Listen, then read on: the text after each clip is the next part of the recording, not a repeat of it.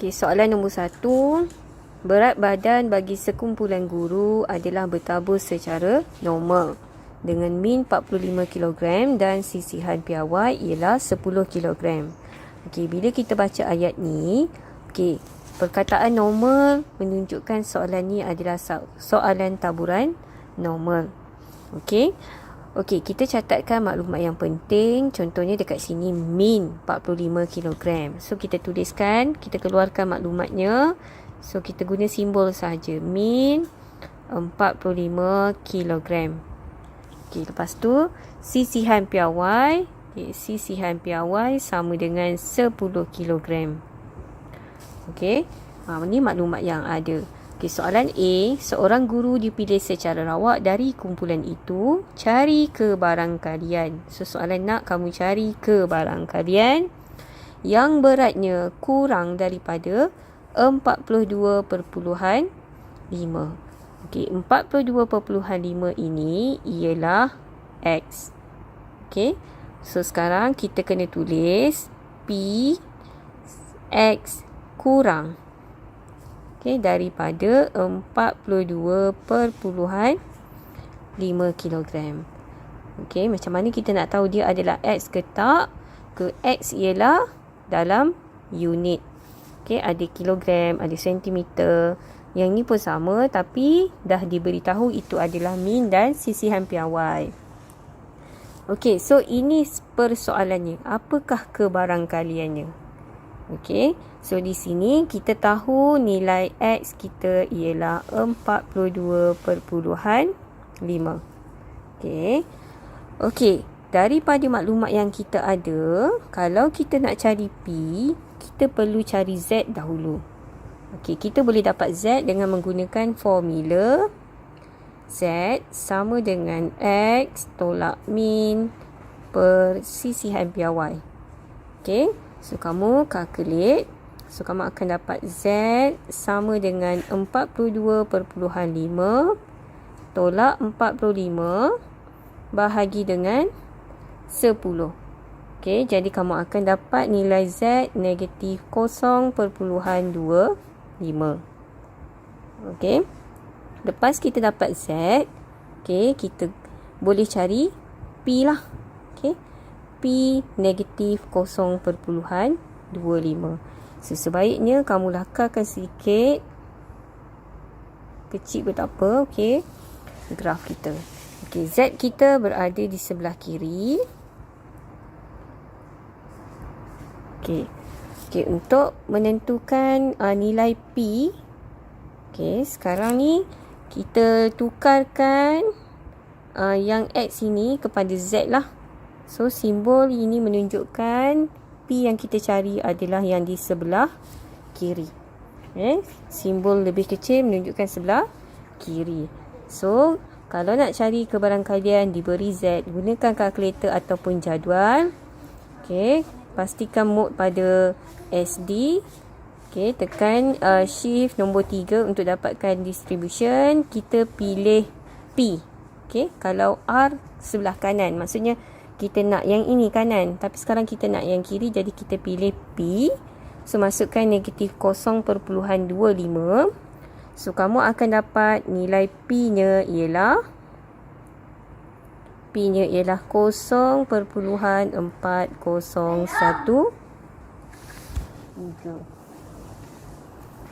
Okey, P yang kamu dapat ni adalah P bagi Z yang kurang daripada negatif 0.25. Kamu boleh tulis yang ini ataupun tulis yang ini. Okey, P X kurang daripada 42.5 ataupun sama je dengan P Z kurang daripada negatif 0.25. Okey, seterusnya soalan B. Jika 12.3% daripada guru-guru tersebut mempunyai berat badan melebihi K kilogram, cari nilai K. Okey, daripada sini kita kenal pasti maklumat yang ada. Okey, 12.3% itu adalah kebarangkalian. Kebarangkalian guru yang mempunyai berat badan melebihi K kilogram. Okey, jadi kita boleh keluarkan maklumat tu. So, kita tuliskan sebagai P. K kilogram ini adalah X. Sebab tak diberitahu sama ada dia sisihan piawai ataupun min kan. Jadi K kilogram tu adalah X. Maksudnya P bagi X melebihi K kilogram. Sama dengan 12.3%. Kita tukarkan kepada 0.123. Peratus kalau tulis dalam cabaran kalian, kita boleh ambil dalam pecahan ataupun perpuluhan. Macam ni cikgu tukarkan kepada perpuluhan. 12.3 bahagi dengan 100. So sekarang ni dia nak nilai K ataupun nilai X lah. Dia nak nilai X. So kalau dia nak nilai X, so kita kena cari Z. Dia macam tu lah flow dia kan. Kita ada X. Sisihan piawai pun kita ada. Min pun kita ada. Sekarang kita ada ni P pun kita ada. So kalau kita nak cari X, kita nak cari X. Kita perlu ada Z lah. Kan, untuk gunakan formula ni, untuk mencari X kita perlu ada Z. Untuk mencari Z kita perlu ada P. So kita ada P, jadi kita boleh cari Z dulu. So kalau ada P, nak cari Z, kita gunakan jadual. So gunakan jadual. Kita cari Z dulu. So sekarang kalau kita cari Z dekat jadual, so kamu akan dapat untuk P 0.123. So cikgu prefer kamu lukis graf ini. 0.123 kurang daripada separuh lah. Sama ada dia belah kanan ataupun belah kiri. Tapi disebabkan kita punya simbol ini adalah di sebelah kanan, jadi kita ambil yang di sebelah kanan lah. So maksudnya lorekkan kita adalah di sini. Ini adalah 0.123 kebaran kalian kita. So tugas kita sekarang, kita perlu cari nilai Z. So menggunakan jadual kita cari Z. So kita akan dapat 1.16. So tuliskan kat sini Z kita 1.16. Kalau kamu tak tulis jawapan sekalipun dekat situ, pemeriksa dia akan tengok kamu punya graf. So Z sama dengan 1.16. Disebabkan dia berada di sebelah kanan, jadi dia memang positif lah. Apa yang kamu cari dekat jadual, dia beri jawapan dalam positif. So kamu kena tentukan sendiri sama ada positif atau negatif melalui gambar rajah ini. So kalau dia ke kanan maksudnya positif. Kalau garisan tu berada di sebelah kiri, maksudnya dia negatif 1.16. Lepas tu dah ada Z. Sekarang kita bolehlah cari X menggunakan formula. Formula kita ialah Z. Kita terus tulis 1.16 sama dengan X, kita tak tahu. Tolakkan min kita tadi 45, bahagikan dengan 10. So kalau kita nak cari X, 10 darab dulu dengan 1.16, jadi akan jadi 11.6. So X kita adalah 40 tambah 11.6. So kita dapat dah. So kita akan dapat berapa jawapannya? 56.6. 45 sorry. So dapat 56.6. Soalan nombor 2. Jisim bagi telur ayam adalah bertabur secara normal dengan min 62 gram dan sisihan piawai 8 gram. Jika jisim melebihi 68 gram, telur tersebut dikategori sebagai telur grade AA. So cari kebarang kalian. Telur yang dipilih secara rawak itu mempunyai jisim antara 60 gram dan 68 gram. Okey, untuk menjawab soalan ini, okey, first kita keluarkan maklumat. So, kita ada maklumat min 62 gram. Kita ada maklumat sisihan piawai 8 gram. Okey, tak ada unit pun tak apa. Okey, jika GC-nya melebihi 68 gram, telur tersebut dikategorikan sebagai telur grade A. Yang ini, walaupun kita nampak dia adalah X, okey, tapi kita tak perlu untuk menjawab soalan A. Yang ni, maklumat 68 gram ni. So, kita terus baca soalan A. Okey, 60 dan 68 antara. Jadi, ini adalah nilai X kita. So, kita ada dua nilai X dekat situ. Satu, X kita 60. Okey, satu lagi X kita sama dengan 68. So, untuk soalan ini, okey, sama juga macam tadi. Okey, kita boleh cari Z. Okey, daripada formula Z sama dengan X tolak min per sisihan biak Y. So, kita boleh cari Z. Dah dapat Z, boleh cari P. Okey, tapi disebabkan X kita ada dua, jadi kita kena buat dua pengiraan dekat situ. Okey, untuk X yang pertama itu, okey, Z kita adalah 60 tolak 62 per 8. Untuk Z yang satu lagi, 68 tolak 62 per 8. Okey, so kita kira nilai Z kita. Kita akan dapat yang ini negatif 0.25. Okey, yang ni kita akan dapat 0.75. Okey, lepas tu kita lakarkan graf. Okey, kedudukan Z. Okey, yang di tengah-tengah ni kosong. Okey, so sebelah kiri negatif 0.25 kat sini. Okey, yang sebelah kanan 0.75. Okey, so disebabkan nilai X kita di antara 60-68, jadi Z kita pun mestilah di antara 0.25 hingga 0.75. Jadi P kita pun mestilah di antaranya. Jadi P kita adalah di kawasan yang berada di tengah-tengah. Okey, so kalau kita nak cari P yang berada di tengah-tengah, so kita kena gunakan satu, kita tolakkan P yang berada di sini pada A, tolak lagi P yang berada di kanan ini, B. Okey, cara kita nak cari P pada A, okey, kawasan yang tidak berlorik bahagian A itu, okey, kamu gunakan kalkulator, okey, pilih distribution, pastikan pilih P sebab kita nak kawasan yang berada di sebelah kiri. Okey, so kamu kira, masukkan nilai negatif 0.25. Okey, so kamu akan dapat berapa jawapannya? So kamu akan dapat 0.40129 Okey, lepas tu kita tolak pula dengan kawasan B, kawasan dekat sini.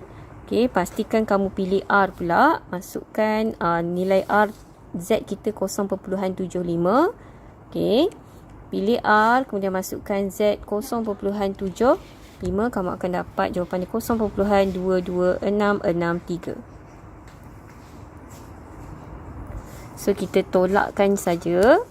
So, bila kita tolakkan saja, kita akan dapat jawapannya ialah 0.3721. Okey, seterusnya untuk soalan B pula.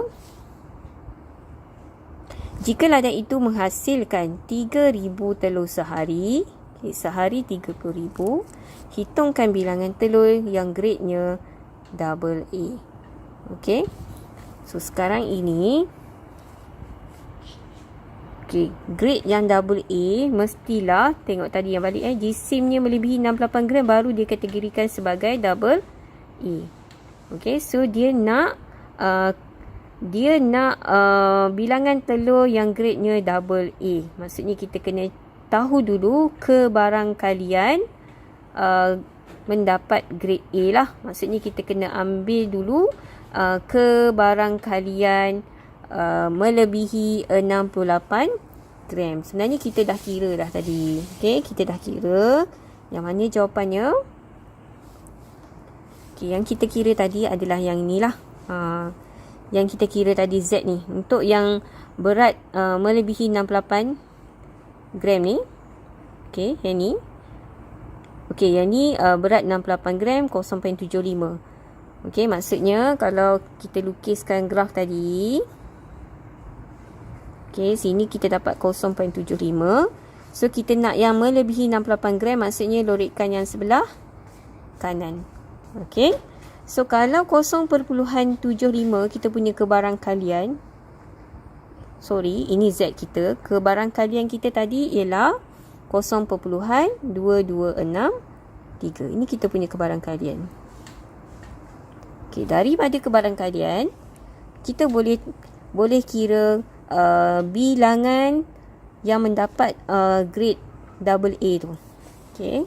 Sebenarnya dia adalah dalam bentuk peratusan untuk mencari bilangan telur yang grade-nya adalah AA. Okey. So kita just guna bilangan telur yang mendapat grade A tadi. Okey, kamu just buat jumlah telur tadi adalah 3,000 jumlah telur. So, kamu darabkan saja dengan 0.2263. Okey. So, terus dapat jawapan 679. Dan diterima juga kalau kamu buat jawapan dia 680. Okey. Ataupun sebenarnya jalan kerja dia boleh juga tulis macam ni. Kalau dalam peratus, 3,000 darab dengan 22.63 per 100%. Macam itulah cara kita nak dapat bilangan. Okey, bilangan yang mendapat yang dikategorikan sebagai grade AA. Okey, so dapat jawapan ini. Okey, seterusnya soalan nombor 3. Okey, tinggi sekumpulan pelajar di sebuah sekolah adalah bertabur secara normal dengan min 150 cm, sisihan piawai 10. Okey, ketinggian yang melebihi 170 cm dikategorikan sebagai tinggi. Okey, didapati seramai 57 orang pelajar adalah tinggi. Maksudnya ada 57 orang yang tingginya melebihi 170 cm lah. Okey, cari jumlah pelajar sekolah tersebut. Okey, daripada maklumat yang ada, kita tuliskan. So, min sama dengan 150. Sisihan piawai 10. Okey. Okey. 170 ni adalah kita punya X. Okey, 170. Okey. Okey, kemudian maklumat yang ada, kita boleh cari Z. Okey. Kita selesaikan dulu Z tu dulu. Okey, cara cari Z. So, 170 tolak 150 bahagikan dengan 10. So, kamu akan dapat jawapannya 2. Okey. So, Z-nya adalah 2. So, kita lakarkan graf. Kedudukan Z adalah yang berada di sebelah kanan. 2 kat sini. Nak menentukan dia lorikkan belah kanan ataupun belah kiri. Sebab kita nak cari P kan. Okey, kita tengok balik ayat ketinggian yang melebihi 170 cm. Maksudnya kalau ke kanan, iaitu tingginya 170 cm. Okey. Yang di sebelah kiri kurang 170 cm. Okey. So sekarang ni kita perlu cari P. Kita kena cari P lah.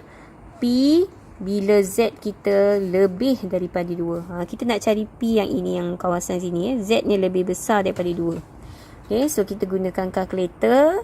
So, kita akan dapat jawapannya 0.02275. So, maksudnya kebarangkalian kat sini adalah 0.02275. Okay, daripada kebarangkalian, kita boleh dapatkan bilangan pelajar lah. Bilangan pelajar semua. Okey, sebab kebarangkalian salah satu caranya kita akan ambil jumlah pelajar jumlah pelajar yang tinggi perkan dengan semua pelajar. Kita mesti samakan dengan yang ini.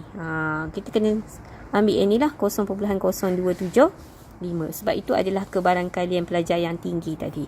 Okey, so caranya kamu just ambil, okey, 57 kita perkan dengan kesemua pelajar yang kita nak cari sekarang. Katakan kita buat sebagai N, mesti dapat kebarangkalian lah. 5 bilangan pelajar yang tinggi perkan dengan jumlah pelajar, kita akan dapat kebarangkalian pelajar yang tinggi, iaitu 0.02275. So kamu calculate, kamu akan dapat nilai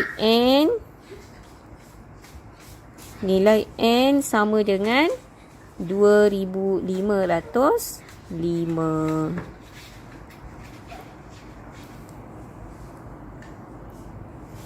Untuk soalan B pula, jika 30% pelajar diklasifikasikan sebagai rendah, nyatakan nilai ketinggian yang dikatakan masih rendah. Okey, tadi kita pun daripada graf tadi kita pun tahu kan, okey, yang di sebelah kanan tadi, okey, yang ini dikategorikan sebagai tinggi. Okey, yang ini tinggilah, sebanyak kebarangkalian dia adalah 0.02275. Jadi yang kebarangkalian rendahnya, okey, clue kat sini adalah 30%. Kita tukar kepada bentuk perpuluhan, kita akan dapat 0.3. Okey, maksudnya yang ini rendah, yang sebelah kiri ini adalah rendah. Okey, kebarangkalian kita adalah 0.3. Yang ini tinggi. Maksudnya yang tengah-tengah ni sederhana lah. So 0.3 kita dapat kebarangkalian sahaja. Daripada kebarangkalian kita boleh cari P menggunakan jadual. Okey, so gunakan jadual untuk mencari nilai P. Okey, kamu akan dapat nilai Z. Daripada P, gunakan jadual untuk dapatkan nilai Z. So kamu akan dapatlah nilai Z kamu ialah negatif 0.524. Dekat jadual kamu akan dapat 0.524 lah. Tapi kamu kena tahu sebab dia berada di sebelah kiri, jadi kamu kena letak negatif lah. Negatif 0.524. Ini nilai Z kita. Okey, so bila dah dapat Z, okey, soalannya nyatakan nilai ketinggian yang dikata masih rendah. So maksudnya dia nak nilai X. Apa ketinggian dia yang dikatakan rendah tu? Adakah 140 tu rendah? Adakah 130 tu rendah? Okey, jadi kita kena cari nilai X. Okey, so kita boleh gunakan formula. Okey, Z sama dengan X tolak min per sisihan piawai. So Z kita masukkan negatif 0.524. X kita nak cari, tolakkan dengan min tadi, iaitu 150. Perkan dengan sisihan piawai kita ialah 10. Okey, so lepas tu kita selesaikanlah yang ni. So X tolak 150, 10 pindah kanan jadi negatif 5.24. Okey, so nilai X kita akan dapat 144.76. Okey, so jadi inilah ketinggian yang dikatakan rendah. Okey, maksudnya yang ke bawah lah, yang kurang daripada 144.76 ni dikategorikan sebagai rendah. Okey. Okey, untuk soalan nombor 4 pula, dalam satu permainan, kebarangkalian untuk menang ialah 0.4. Satu siri N permainan telah dimainkan dan didapati bahawa untuk menang sekali, dalam permainan itu adalah 6 kali kebarangkalian kalah. Okey.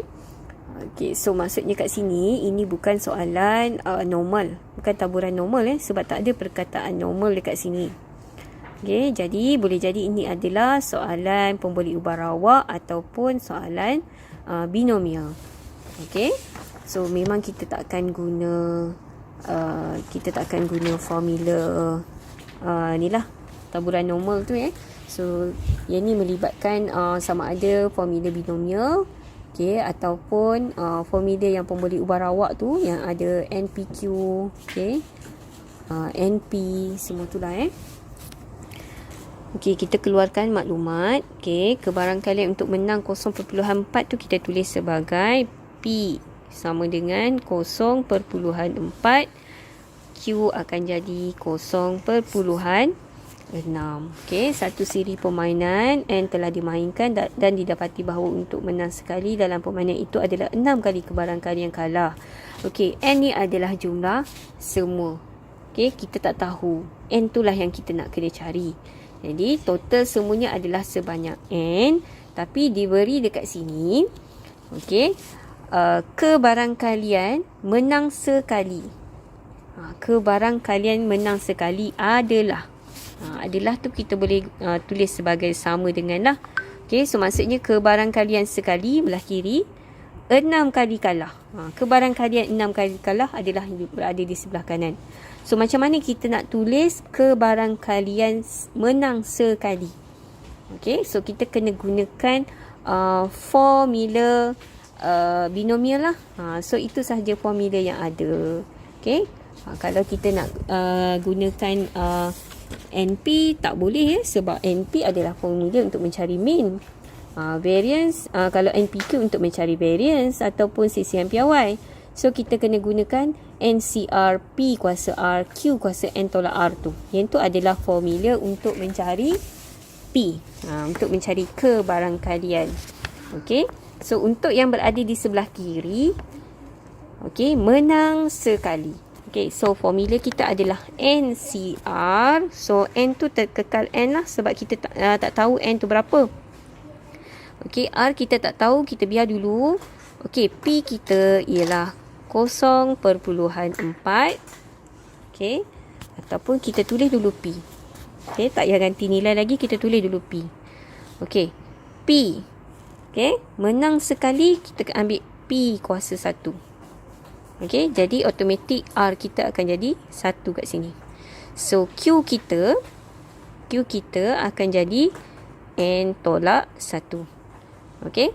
Jadi, kalau N 10, C 1, dia akan jadi 9. Dia akan tolak kan. Tapi disebabkan kita punya N ni adalah N, jadi kita kena buat N tolak 1. Okey. Ni menang sekali. Yang sebelah kanan perlu buat 6 kali kalah. Maksudnya 6 kali kalah lah. 6 kali kebarangkalian kalah. Maksudnya 6. Yang next tu adalah kebarangkalian kalah. Cara nak tulis kebarangkalian kalah. So, kita tulis N, C. Okay. Sini jangan tulis lagi R kita. Okay, P. P adalah kita punya menang. Bila dia kalah, jadi P kita akan jadi 0. Tak menang lah maksudnya. Okey, so dekat sini akan ikut 0. So Q kita akan jadi N tolak 0 lah. Kalau tadi N tolak R, N tolak R, N tolak 1. Sekarang kita N tolak 0, kat sini jadi N tolak 0 lah. Kan? Disebabkan R kita 0. Okey, so sekarang ini okey, kita kumpulkan NC1 perkan dengan NC0. Yang inilah, yang ini cikgu pindahkan ke sebelah kiri jadi bawah lah bahagi. Kemudian 6 P kuasa 0 dengan N kuasa 0 cikgu tulis dulu. 6P kuasa 0, Q kuasa N tolak 0. N tolak 0 tu adalah N sahaja. Okay, tak perlu tulis tolak 0. Okay, bahagikan dengan yang inilah. Yang ni pula bahagikan dengan ini. Ini pindah ke kanan jadi bahagikan. So P Q kuasa N tolak 1. Okey. Okey, seterusnya. Okey, seterusnya. Okey, yang mana kita boleh pemudahkan, kita pemudahkan. Okey, contohnya NC1 dengan NC0. Okey. Kalau NC1, okay, NC1 ini, kalau kita cuba gantikan dengan nilai, maksudnya 5 ke, N tu kita ganti dengan 5 ke 4 ke. Kalau kita buat 5C1, 4C1, 3C1, kita akan dapat balik nilai N tersebut. So, kalau NC1, kita akan dapat N balik sebenarnya. Yang ni kita boleh gantikan dengan N saja. Sebab N C1 kita akan dapat N. Kalau 5 C1 kita dapat 5. So kalau N C1 kita tulis sebagai N sahaja. Kalau N C0 mesti dapat 1. Okay, kamu boleh cuba 5 C0, 4 C0. Mesti jawapan dia dapat 1. Okay, so yang bawah ni dapat 1. Okay, kemudian apa lagi yang kita boleh buat? P kuasa kosong pun 1. Okay, so yang lain-lain ni kalau kita pemudahkan kita boleh tulis macam ni. N per 1 adalah N 6 Q kuasa N per dengan P Q kuasa N tolak 1. Okay, so sekarang ni kita boleh permudahkan lagi ni. So N sama dengan 6 per P. Q kita boleh permudahkan lagi. N tolak dengan N tolak 1. Ini kita pindahkan ataupun kita tolakkan kuasa lah. So 6 per P Q kuasa 1 lah. 6 tolak N, N tolak N dapat kosong. So negatif 1 dengan negatif 1 dapat positif 1. So 6Q kuasa 1 P kuasa 1. Okay, lepas tu kita gantikan Q dengan P. So Q kita ialah 0.6 darab 0.6 darab 0.6 perkan 0.4. Jawapannya 9.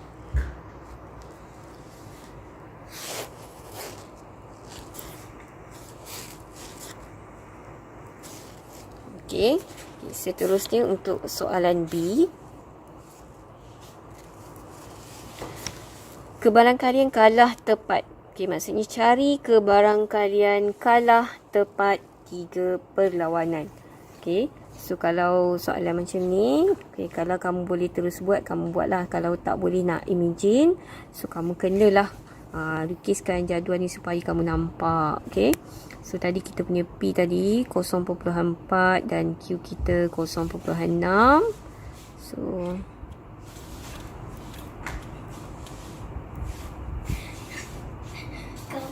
okey, dekat mana kedudukan kalau kalah tepat 3 perlawanan? Kita tengok dekat ruang kalah yang ni.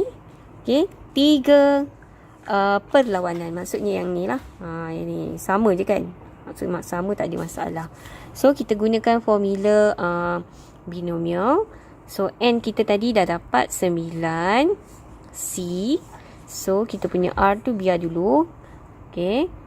Okey, masukkan kita punya.